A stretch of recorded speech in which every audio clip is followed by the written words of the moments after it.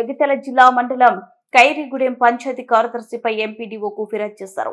భీమరెడ్డి అనే వ్యక్తి ఇల్లుకు ఇంటి నెంబర్ ఇచ్చి రిజిస్ట్రేషన్ కు పంచాయతీ కార్యదర్శి 30,000 రూపాయలు లంచం తీసుకుని రిజిస్ట్రేషన్ చేయలేదని అడగగా ఏం చేసుకుంటావో చేసుకోమని బెదిరిస్తున్నాడని, పెన్షన్ ఇప్పించాలంటే 200 రూపాయలు, ఉపాధి హామీ జాబ్ కార్డు ఇప్పించాలంటే 500 రూపాయలు తీసుకుంటున్నారని ఆరోపించారు.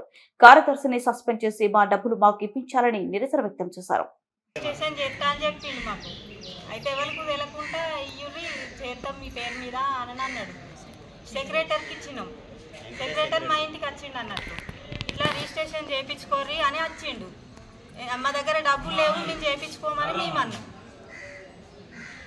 అంటే అతను ఏమన్నాడు అంటే, ఎక్కడన్నా ఇట్లా తీసుకొచ్చి ఇయ్యుండ్రి నేను చేస్తాం మీ పేరు మీద అని అన్నాడు.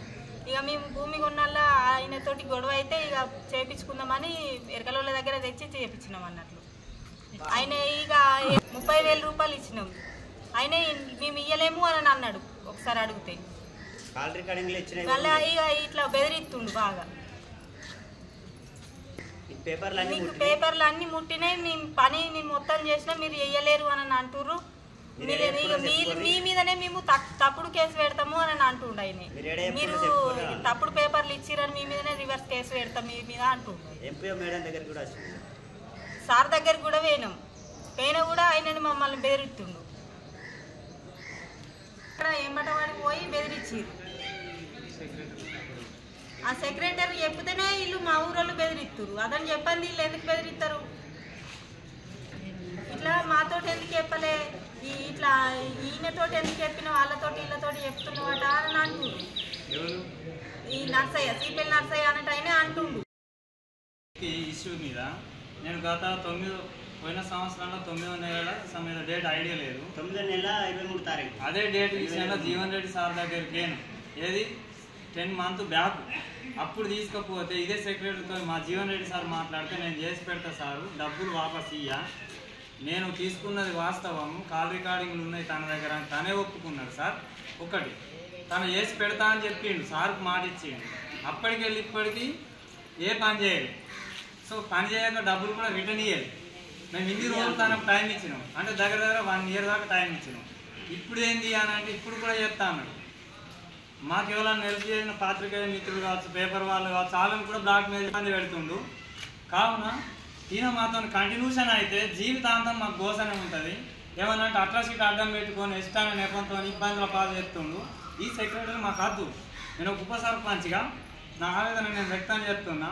తనతో 5 సంవత్సరాలు ఉన్నా, ఇప్పుడు ఈజీఎస్ పని పరంగా నన్ను వాడుకున్నాడు. నేను చేసిన, నాకు ఎట్లాంటి జీతం ఉండదు, నేను ఒక లేబర్గా పోతా, నేను ఒక ఉప సర్పంచ్ని. తనకి ఏ ఇబ్బంది కాకుండా నేను చూసుకున్నా విలేజ్ పర్పస్లో. మా ఎంఈఓ సార్ మీద ఒక ఆరోపణ చేసిండు, ఏది మా స్పెషల్ ఆఫీసర్ ఈ రాయకల్ మండల్ ఎంఈఓ.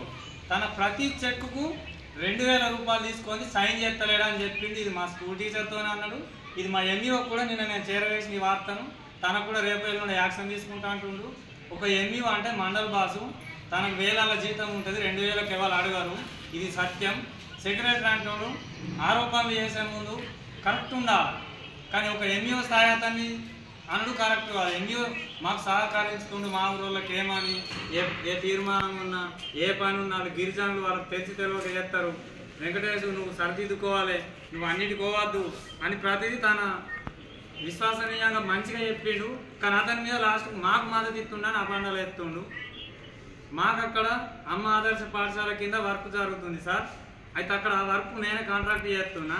అక్కడ వర్క్ జరిగింది 8 లక్షలు మంజూరు వస్తే అక్కడ నరేష్ అనే కాంట్రాక్టరు 8 లక్షల లాభం తీసుకుంటుండు. పని మాత్రం 8 లక్షల పని చేయలేదని ఆరోపణ చేసిండు.